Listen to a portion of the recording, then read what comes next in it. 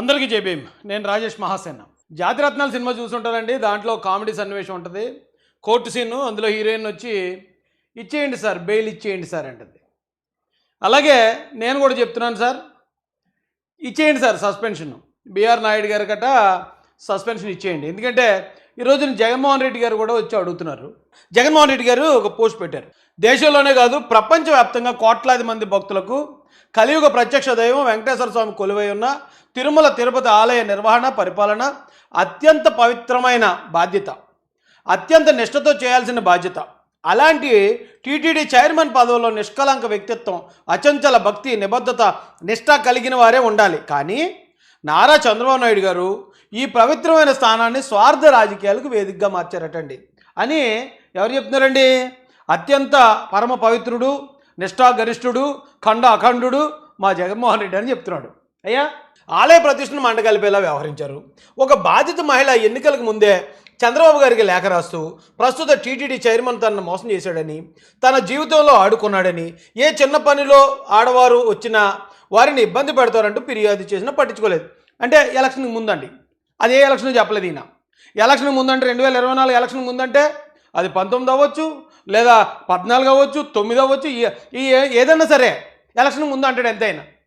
చాలా టెక్నిక్గా చెప్తారండి, చాలా జాగ్రత్తగా అబ్జర్వ్ చేయాలి మనం.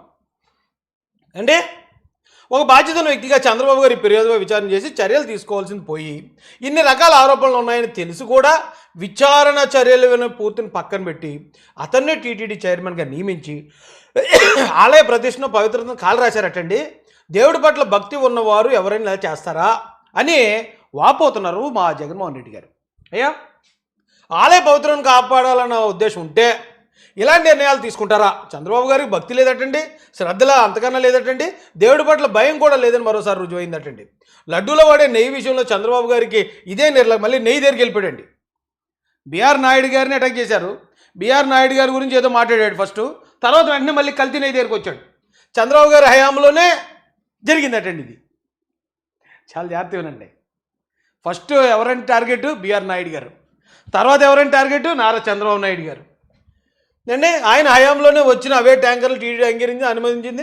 అక్కడ నుంచి తిరుమల లడ్డు వాడుకోలు ఇదే విషయాన్ని సిబిఐసి అన్నీ ఇక్కడ చెప్పేస్తారు. అక్కడ ఏం ఆధారాలు ఉండవు. ఏమండి చంద్రబాబు నాయుడు గారు మళ్ళీ దేవుడి పట్ల భయం భక్తి లేదంటాడండి. మళ్ళీ తర్వాత ఈ రకంగా చంద్రబాబు నాయుడు గారు తిరుమల లడ్డు ప్రసాదం విషయంలో తప్పు చేసి దాన్ని వేరొకరి మీద నెట్టి మళ్ళీ దాని మీద ఓ అమ్మోయ్ ఏదేదో రాశారండి. టీటీడీ నెయ్యి కొనుగోలు ధర దాదాపు అంటే ఇప్పుడు టీటీడీ నెయ్యిలో ఇప్పుడు మళ్ళీ కల్తీ ఇది నెయ్యి ధర ఎక్కువ చేసి చంద్రబాబు నాయుడు గారు డబ్బులు దోచేసుకుంటున్నారటండి.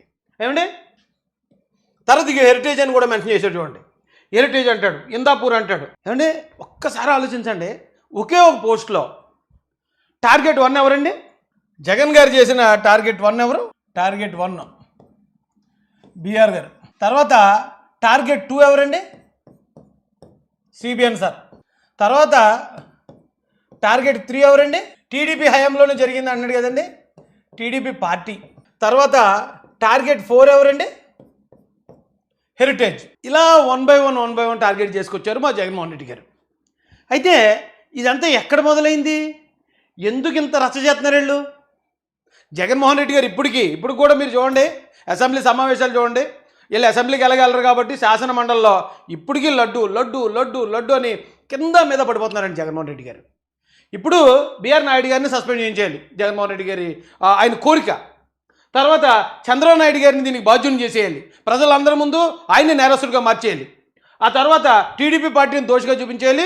హెరిటేజ్ మొత్తం అంతా హెరిటేజ్ చేసిందటండి.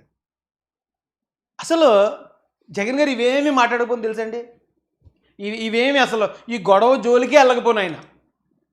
ఎక్కడ ప్రాబ్లం వచ్చిందంటే రండి మీకు చెప్తాను. వీళ్ళు చేసిన తప్పు ఎక్కడుందో చెప్తున్నానండి మీకు.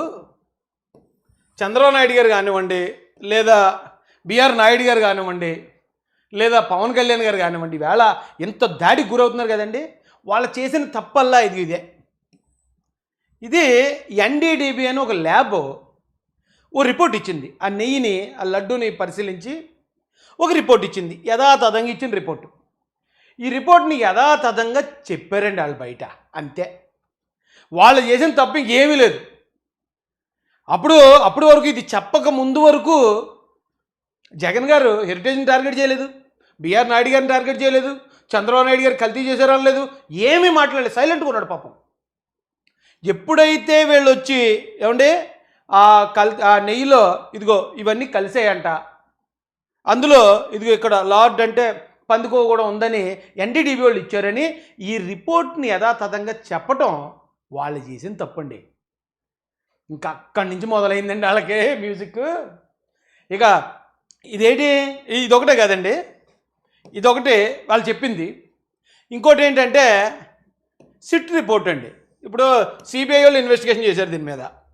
ఇన్వెస్టిగేషన్ చేసిన వాళ్ళు మరి వాళ్ళు ఇస్తారు కదా ఒక రిపోర్టు కోర్టుకి, ఒక రిపోర్ట్ కోర్టుకి ఇచ్చారు. ఏమని ఇచ్చారు? CBI-led special investigation team has filed its final charge sheet, names 36 accused, including the directors of Bole Baba Organic Dairy, identified as the main hub producing that fake ghee, along with former TDD officials, suppliers and traders. The SIT alleges that nearly 68 lakh kgs of adulterated ghee made using palm oil and chemical additives entered the TDD supply chain between 2019 and 2024, involving transactions worth about 250 crores. What the SIT has found as per its charge sheet. అన్నీ మీరు చూసినాయే. రెండోది ఏంటంటే వీళ్ళు చేసిన తప్పేంటి, CBI charge sheet వేసిందటండి. అందులో 36 మంది, అప్పుడు వైసీపీ హయాంలో 36 మంది మీద తప్పు చేశారు. వీళ్ళు 250 కోట్లు తినేశారు. 68 లక్షల కేజీలు నెయ్యిని కల్తీ చేశారు. దాంట్లో కెమికల్స్ ఉన్నాయి, అడల్ట్రేషన్ జరిగిందని చెప్పి సిబిఐ కోర్టులో వేసింది. అదొకటండి. ఎప్పుడైతే ఈ 2 వాస్తవాలు బయటపడ్డాయో నా సామి రంగా మొదలైందండి ఇక్కడ మ్యూజిక్. ఎవడెవడో వచ్చేస్తాడో, వచ్చేసి క్లీన్ చిట్ ఇచ్చిందని వారు ముందు ఫస్ట్ ఏమన్నారండి, క్లీన్ చిట్. ఇలా భలే ఉంటుందండి బాబు. ఇలా స్ట్రాటజీ మనం తెలుసుకుంటే వైసీపీ వాదన ఏంటండి, ఫస్ట్ వాదన క్లీన్ చిట్ ఇచ్చింది మాకు, క్లీన్ చిట్ అన్నారు. క్లీన్ చిట్ ఇచ్చారు, మాకు ఏమీ లేదు, అసలు మేమేం చేయలేదు, అసలు అందులో ఏమీ లేదు, కల్తీ లేదు, ఏమీ లేదు, మొత్తం డబ్బులు కూడా మేము దొబ్బలేదు అన్నారు. మరి జనాలు అమ్మరు కదా. క్లీన్ చిట్ ఇస్తే కోర్టులో ఛార్జ్ షీట్ ఎలాగేశారు అని అడిగారు. అందుకని నెక్స్ట్ వీళ్ళు ఎలా తీసుకొచ్చారంటే ఆ కల్తీ టీడీపీ హయాంలోనే జరిగింది. టీడీపీ హయాంలోనే కల్తీ అన్నారు. ఏమంటే అది కూడా ప్రజలు నమ్మలేదు. టీడీపీ హయాంలో కల్తీ జరిగితే మీరు ఎందుకు పట్టుకోలేదురా బాబు, మీరు వచ్చాకే కదా 250 కోట్లు జరిగింది అన్నారని.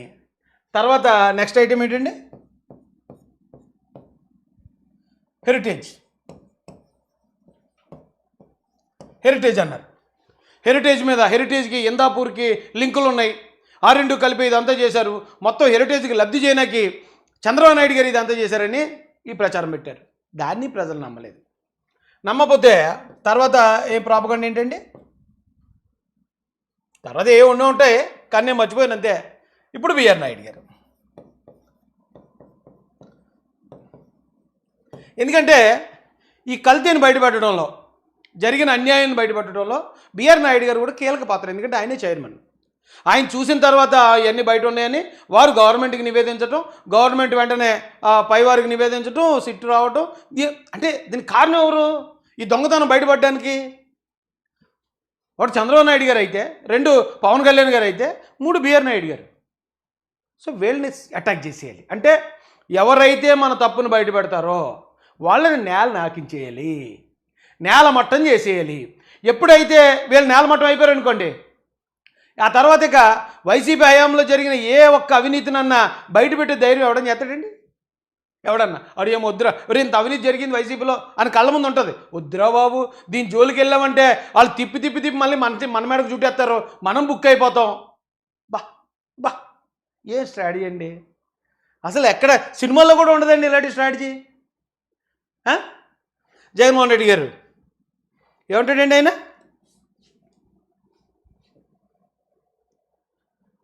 ఇదే చదివేశాం కదండి మొత్తం. అదే ఇది ఈరోజు కొత్త ఏం కాదు, వీళ్ళ స్టైల్. ఇప్పుడు జనరల్గా ఒక్కొక్కరికి వర్కింగ్ స్టైల్ ఉంటుందండి.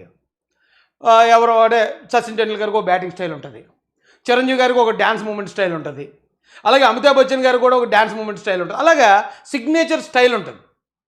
వైసీపీ కూడా సిగ్నేచర్ స్టైల్ ఉంది. ఇప్పుడు ఈరోజు నేను ఇది చెప్పాను మీకు, వీళ్ళు ఏమంటారు, ఏదో లెటర్ అంటున్నారండి. ఈ లెటర్ రాసింది బాధిత మహిళ అని సాక్షాత్తు మాజీ సీఎం వచ్చి చెప్తున్నాడు. మరి అలా అతను చెప్తున్నప్పుడు మనం కూడా చూపించాలి కదా. ఎక్కడండి లెటర్, ఎక్కడుందండి? ఇదేనా? మాజీ టీటీడీ చైర్మన్ గారు కరుణాకర్ రెడ్డి గారు వచ్చారు. ఆ లెటర్ ఏంటి, దాని కమామిషి ఏంటి చెప్తారు. ఆ లెటర్ ఎప్పుడుదో ఒకసారి చూద్దానండి. ఆవిడ ఎవరైతే ఈయన అన్యోన్య బంధం అని అన్నాడో ఆవిడ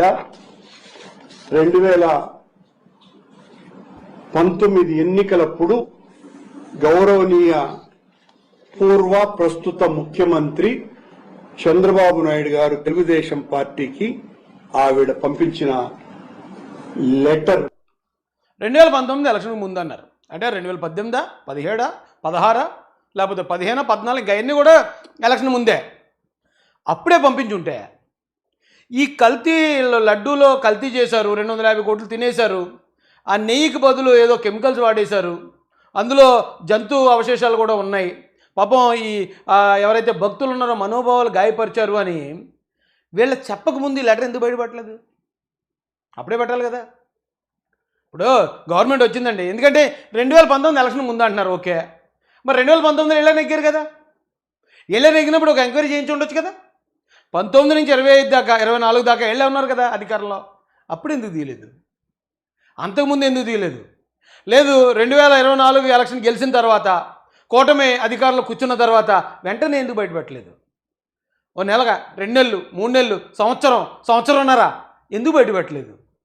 సడన్గా కల్తీ జరిగింది, శ్రీవారి సొమ్మును కూడా కొట్టేశారు వీళ్ళు దొంగలు అని వాళ్ళు చెప్పాక అప్పుడు తీయటండి బాబా.